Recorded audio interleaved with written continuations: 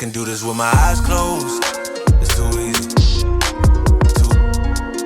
Hey guys, it's me, Travis, with BetKarma.com and DFSKarma.com, bringing you guys another horse racing video. If you guys tuned into the Kentucky Derby one, congratulations. We correctly predicted Rich Strike winning because we definitely did not record it before he was even entered into the race, and we nailed it. So congrats to everybody who came millionaires because watching the last video.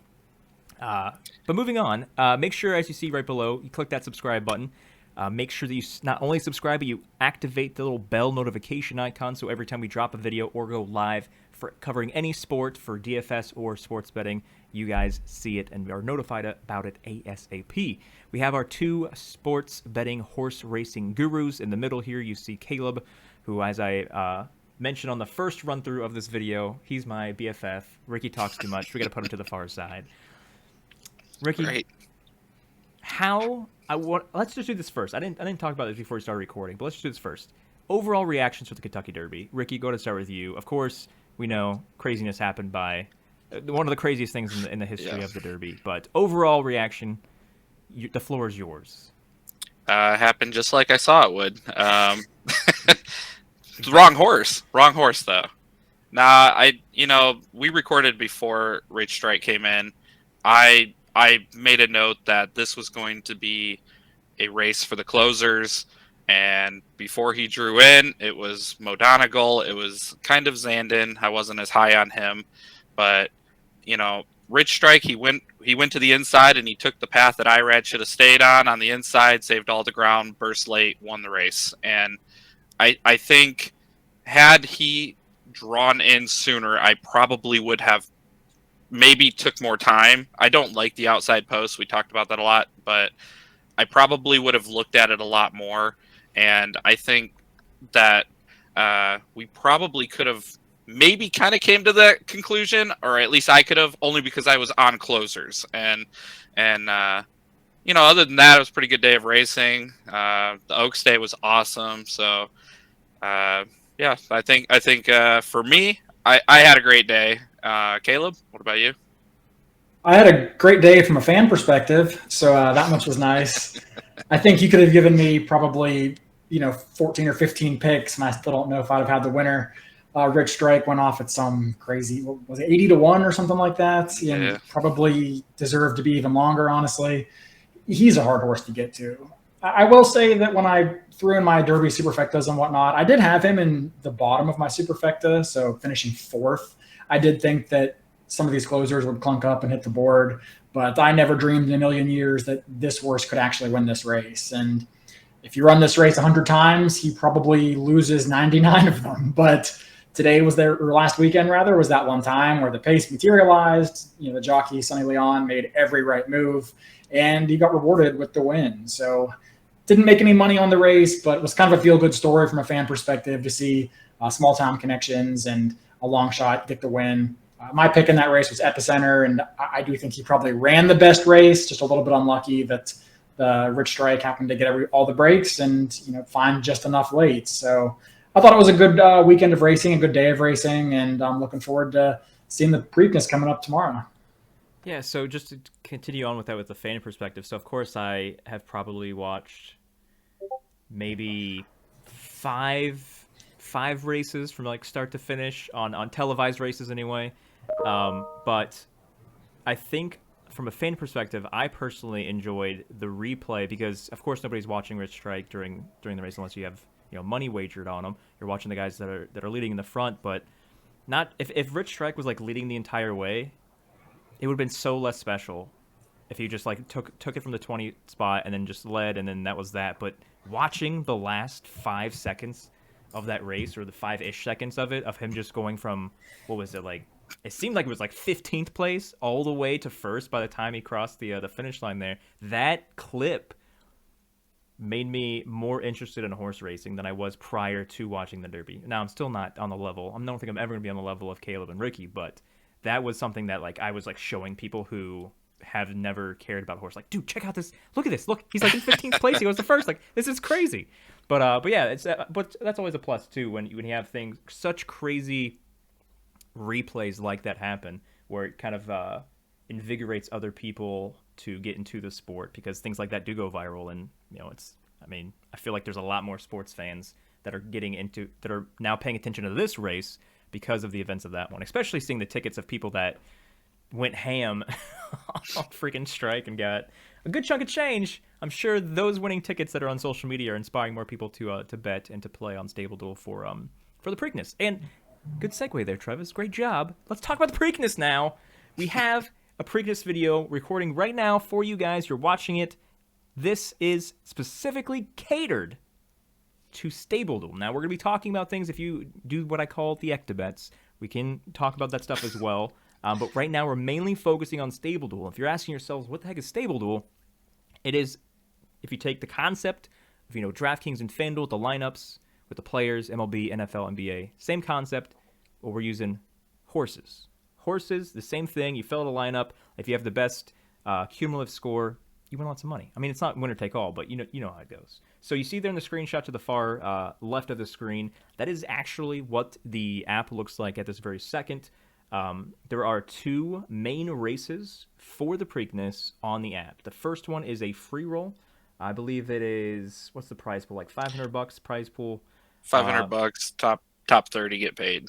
Yeah, so top 30 get paid, it's free. So if you want to hey, this is interesting, like I just mentioned, I watched the Derby, it was exciting. Let me start getting more into horses.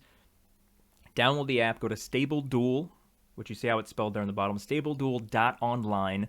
Use promo code KARMA, and then, just try the free roll. You don't even have to deposit. If you just want to try the free roll there for the Preakness, and then maybe you kind of get the understanding of how it works, and then deposit thereafter and play some more stuff, more power to you. But for those who are like, I don't want to bother the free roll, I want to win part of that $15,000 prize pool. That's what's listed second there. $100 entry, $15,000 prize pool. And I kid you not, these two guys to my left, or to my right on the screen, I guess, have probably taken down more of StableDuel prize pools collectively than any other two people in the history of the world. These guys know what they're talking about is the point I'm trying to get to. So what I'm going to do first is stop rambling so you guys can get the grits and the gravy what's going on here tomorrow. But Ricky, lead us off with what are the main need to knows, or just the overall need to know for somebody that just downloaded this as they're watching this video and about to either play in the free roll or the $15,000 prize pool? What's the main need to knows for people who are coming over from that DraftKings FanDuel perspective? Yeah, sure. So it's similar. You have a salary cap. All horses have a price, and it's just based on their morning line odds. You have to fit 10 horses in your stable or lineup, and those 10 horses have to come first through fifth in order to get points. I'm not going to get too technical, but you can lose or gain points based on length beaten or lost by. So as long as you have a horse that you like that'll come top 5 in a certain race, or maybe 2 horses if you want to double up, those are that's the gist of it, I guess. Well, I know in the last video for the Derby, we were talking about how I believe you said this was the only race, this referring to the Derby, that has 20 horses. Well, how many do we have in this one? Is this I don't know, I'm not even going to guess. Yeah, we have 9. Just 9? We went from 20 to 9? That's why the Derby's special, right? So there's 9 horses, and if you hold on, no one can draw in, so we're not gonna no excuses this time. Yeah. Okay, so 9 horses. You said you build a lineup of 10 though. So how does that work? Yeah, so that's just for one race. The total races on the day, I think there's 13 races total. So you're basically gonna try to pick one horse per race, and you won't use every race. So it's essentially the same as DraftKings MLB, where there's 10 games going on today, and you're picking players from each game. Yep, exactly. And then Caleb, is there any particular strategy that you have found that has been more successful than that on StableDuel? Yeah, I think that for me, it's probably figuring out kind of the 2 or 3 horses that you really want to build your whole day around, whether you think Epicenter was great in the Kentucky Derby and you don't care how much of your budget he's going to cost you. You want to make sure you have Epicenter find your 1, 2, maybe 3 horses that you want kind of at all costs, even if they're pretty expensive. And then I'll sort of go the other way and I'll look for the 1 to 3 horses that I think are cheap. They're not going to cost you very much of your StableDuel salary. And I'll look to include some of them. And these horses may not necessarily be real big win threats, but horses that I think can run third at a big price or a really cheap salary. I think those are the kind of horses that I'll look to build around as well. Once I get about 6 or 7 of my 10 horses figured out, that's kind of when I look to fill in the middle. So any kind of other horses that are more mid-range on salary or things like that. That's kind of what I'll fill in the back half of my lineup. So I kind of recommend going maybe a variation of kind of the studs and duds approach and just sort of fill in the middle at the end.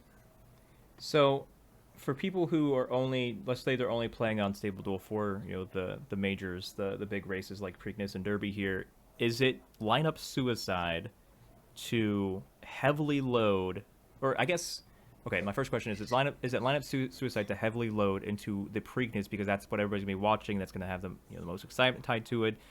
And then my follow-up is, if that is lineup suicide, which I can only assume it should be, what's the most? So if people are playing this because of the Preakness, granted there's horses from races throughout the day, but if they're playing it specifically for the Preakness, how many horses out of the 9 is just one too many? And anybody can answer that one. I mean, in a day like this where there's 13 races, I would say if you go over 2, it's too many. And honestly, those 2 you need to have come first and second. So you have to have a really good feeling that those 2 horses will get first place and second place, which gives you 100 points. If you're swinging for the fences on a day like this, you're going to need to spread and probably take 1 horse per race. So there is potential strategy, because I feel like comparing it again to DraftKings MLB, all games are created equal. But with horse racing, all races aren't created equal in terms of stature, because of course we have the Preakness being the big enchilada for tomorrow's races. I would assume there would be some strategy to fading the biggest race in case whatever the least favored horse is, which we can get to the odds here in a second, wins the race, or even like the top 2 spots. It's just a fading to the other races if you have more strong, I guess, opinions or strong strategy on those. Is this making any sense, my question? I think it just depends on your opinions on the card on the whole. I do think that the vast majority of the public is going to have Epicenter in their stables. He's a Kentucky Derby horse. He didn't win, but he ran in the race. People are going to recognize that horse, and he is a big favorite in the Preakness, which is the big main attraction for the day. So I think from a contrarian perspective, not using Epicenter, and whether that means you just skip the Preakness entirely or you pick a different horse that you like instead, there could be a way to sort of differentiate yourself from the masses a little bit, but I wouldn't do it. If you really love Epicenter, then I think you should use him. I mean, I wouldn't necessarily say to avoid this race just for that reason. So which one would you lean towards more, though? Would you lean more towards fading the Preakness race completely if you're not playing Epicenter, or would you lean more towards picking a different horse just to have a piece of the Preakness? If it was me and I didn't really like Epicenter, I would use the Preakness in my stable. If I did like Epicenter, but I wanted to be a little different, I would probably skip the race. Or maybe find a horse that I think could run third that's cheap. Okay, so with that being said, let's actually get into the horses that you guys are liking, besides, of course, we talk about Epicenter being one of the top favorites here of this one. What is, for this, just focusing on the Preakness, I know the StableDuel building, we're talking about other races, because there's other horses from other races you can build in, but just solely focusing on Preakness moving forward in this podcast. Ricky, what is your, I guess if we're building like a first and second place finisher here on this video, who are you going with for first and second? What's your gut feeling and why? So I'm not a big Epicenter fan. I know he ran second in the Kentucky Derby. He's just way too expensive on StableDuel, and I can check his price. Last time I was kind of digging into this, there was just no way to really use Epicenter, especially since I don't like him.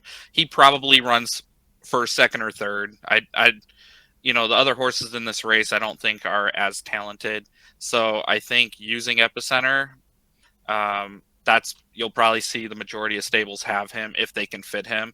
I just don't want to use him because I like other horses, and I'm going to dodge him. But your question was, who do I think will be there? Epicenter will probably be top 3. I probably will take the discount and look towards either early voting or Secret Oath. I kind of like both of those horses at the same time, which I know is not fair, but I do. I just have in my head, I either see early voting going the whole way, and if Epicenter wants to challenge him and kind of wear each other down, I think Secret Oath comes and finishes the job. That's really the only 2 things I see happening in this race. There's some wild cards like Creative Minister's a nice price for $1,000 on StableDuel. He's kind of a wild card. I think it'll be tough for him to step up from an allowance race and come here and win this grade 1. But if he has been working the right way, so he's possible, and he's a cheap kind of punt if you want to think that he'll come in your top 5, I guess, for $1,000. But I probably will be using either early voting or Secret Oath. All right, then what's your 1-2 for your if we're using 2 for StableDuel, if you are putting in 2, who is the top 2 you're locking in, Caleb? For StableDuel, I wouldn't use 2 in this race personally. I don't think it's a good race to double up on, but I think Epicenter is by far the most likely winner. Ricky's got his his hate going on Epicenter again, even though he was kind of proven wrong last time. So got that axe to grind, I guess. But I think Epicenter is just way too good for this field. Now, whether you want to spend up in StableDuel, I think that's a fair question. So from that perspective, if you want to look elsewhere, I wouldn't really blame you. For me, though, if I'm not going to use Epicenter, I don't really want one of the second or third choices. For me, if I'm going to spend anywhere in the $7,500 or up range in StableDuel, I kind of want my horse to be a pretty big win threat. And I'm not just sure that I see it with Secret Oath or early voting. Secret Oath, I could see it, and that would be the one I would lean towards, I think, just given that I kind of like her run style a little bit better. But for me, if I'm going to not use Epicenter, I would actually in StableDuel take a look at the horse like maybe the number 9, Skippy Longstocking, who pretty much has 0 chance to win this race. But at 20-1, you're getting a horse that's going to cost you like $250, and I think has a decent chance to come running late and get maybe 4th. So those are kind of horses that can earn you points. They're not the sexy picks. But from StableDuel, I mean, if I was going to double up, it would be something like Epicenter and Skippy Longstocking, but I would not use 2 horses here in StableDuel. And then for your traditional bets, who would be your first and second place finisher? I mean, I'm guessing Epicenter would be still your number 1. I have Epicenter on top, and I think Secret Oath comes running late to get second. All right. Yeah, so I think I'm going to have early voting on top, and then I'll probably use a combination of Creative Minister, Secret Oath, Epicenter, and Skippy underneath. Got it. So something that kind of blew my mind in the Kentucky Derby one that we talked about is how you were telling me that the outside lanes are horrible and the inside lanes are horrible. I mean, even though the 20 guy won, which you forbade me from betting on. And you talked about how it was randomized. Everybody qualifies, and then you pick names out of a hat, and that's where you go. With these 9, is that the exact same for Preakness, or is it different? No, it's the same. You still have to do a draw. It's still random. It's still a little dice or marble that comes out of that weird looking thing. I don't know what the hell it's called, but it comes out of there and draw the paper. The 9 and spot is a whole lot better when there's only 9 horses. It's still the outside, but you don't view it as you need to fade them because they're in the 20. 9 is still somebody you would consider because, I mean, in theory, it's half. It's a great number to be in the 20 field, right? Yeah, I think when you're looking at anything kind of less than 13 horses, everyone's got a shot. It really just depends on your running style and the horses that kind of line up next to you, whether they're going to get sent to the front or kind of dragged behind. But in this race, everyone's got a shot. I mean, everyone could have a shot if they were good enough. All right, so that's something else I was going to mention for those that have made it this far into the video. Congrats, you're a horse nerd like ourselves. But we do have content. We have written content that you can find on dfskarma.com and betkarma.com, horse racing content specific to this weekend's events. and that's completely free to view as well. If you want to join the free Discord, it's highly recommended, especially if you're watching this, you're like, I still don't really understand. If you have the horse racing betting experience and you don't really understand the StableDuel concept, or you're just new to horse racing in general, highly recommend getting into the free chat room. Go to betkarmachat.com, and once you sync your accounts for DFS Karma and Bet Karma, it's free to do. Just sync your accounts to Discord. You'll get all of these horse racing channels, including a Preakness Stakes specific channel for you guys to ask as many questions to these two horse nerds as often as you want from now till Kingdom Come, because these guys love talking horses and they love helping people out, whether it's StableDuel or the horse race or horse betting stuff. The last thing I want to do here is I kind of want to talk about, just because the 20 horse was so, of course he wasn't even in the field by the time we recorded, but because it was so far-fetched, if we're going to expect something ridiculous happening tomorrow for the Preakness Stakes, something of maybe that level of ridiculousness, even though there's only 9 horses here, what is your hot take that when it happens, we clip it and make you guys look like geniuses? The hot takes genius clip. Caleb, what you got? I mean, I think on the Derby, I said that Happy Jack would finish ahead of Taba, and he didn't, but he wasn't that far behind. I think he was 1 or 2 finishing positions behind, so I was close. I think if I had a wild take in here, it's tough for me to get away from Epicenter, but I guess if I did, I mean, I do think that the horse I mentioned earlier, Skippy Longstalking, has a decent chance to outrun his odds. I think he's a surprise on the win side of things, but if we're going to get real crazy, he's going to be probably 30-1, and I don't think he's without hope. I think he can finish in the top 2 or 3, maybe with a small sliver of a chance, maybe to actually pull off the upset. All right, and then Mr. Ricky, what is your hot take for this Preakness? I mean, there's just not a lot of options here to have a hot take, but if you're gonna jump in, I also like Skippy Longstocking. Comes out of the same race as early voting, so I was a fan of that race. I know it came back super fast, but I guess if we're gonna have a hot take here, it's that early voting wins and Skippy Longstocking follows suit. So you have the same kind of order of finish that they did in the Wood Memorial, where early voting was second, Skippy was third. Maybe we'll see early voting win this one and Skippy get second. All right, and then something else I was meant to ask before we wrap this up is, I know we talked about only having 2 horses maximum on StableDuel lineup from Preakness, but probably 1 or less is the most ideal.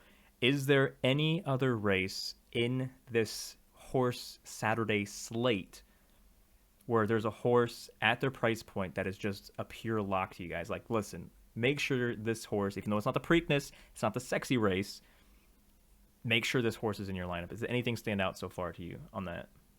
Yeah, I went through and I actually built all of my stables already, and kind of across the board, race 5 is the grade 3 Gallarette. Technical analysis is in this race. Very costly. I think 7 to 5 odds, if I remember right. But there's no other speed in that race, and that horse should win hands down. So across the board, I have technical analysis in all 5 of my stables. And how now the player pool, or the horse pool, if you will, that's not something that they have to search specifically for that race. It's just technical analysis. It just shows up in the player pool, right? It'll show. So in StableDuel, when you log in, you pick the Pimlico, Preakness Day, either the free roll or the $100.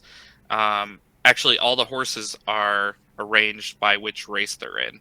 So by me saying that horse was in race 5, you can scroll down to race 5 and look for technical analysis. It'll even have his number there, which is a 4, yellow. I'm trying to look at my app at the same time. So you can select her and put her in your lineups, and feel pretty confident about that. All right, Caleb, what's your non-Preakness lock for tomorrow? Oh, I don't. Ricky's usually the guy that comes up with the locks. I'm usually the one that finds the guys that are like 20-1 and way outrun their odds. But That's true. if I had to, pick one, a horse I like a lot is in the 8th race, the Dinner Party Stakes. The number 6 horse, Atone. This horse is getting a ton of class relief, dropping out of consecutive Grade 1 stakes down to a Grade 2, and that's a pretty big class drop in horse racing. Has been racing against better horses, gets Irad Ortiz aboard, who's arguably the best jockey in the country. And I think this horse just kind of lays over the field. People might look to one of the other horses in there named Set Piece. I just think he's kind of going the wrong way in his form cycles. So I would take Atone, and he's actually a decent price. He's 5-2, so that's about 8,500 in StableDuel. So he's not cheap, but he's not 10,000 either, like some of these other horses will be. So that's probably one horse I would take a hard look at, including in most of my stables. All right. Now, the last thing, I keep saying like the last thing and adding more to the end of this. The last thing.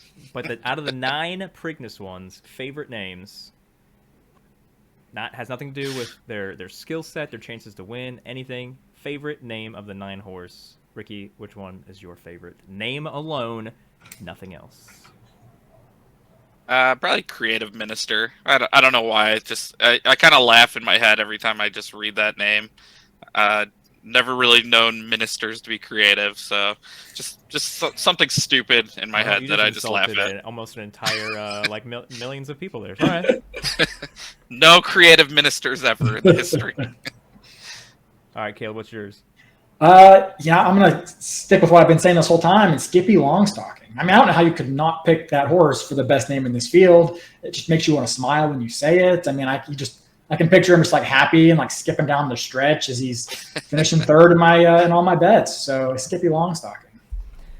All right, well, that about does it, ladies and gents. Like I said, make sure you are subscribed to this YouTube channel. Click the thumbs up. Comment below what your favorite horse name is out of any of the races going on Saturday, Preakness or not. Make sure you comment. I don't know. It's just such a fun thing it's like one of the best things about horse racing is the crazy unique names they have. So just comment your favorite name from any horse that's racing on Saturday. And if you have any questions about anything StableDuel, horse racing, like I said, we have a 24/7, 365 chat room that you can join for free and get all of your questions answered.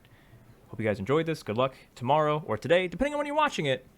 But yeah, hopefully something crazy happens like last time, because that was fun. We'll see you guys next time.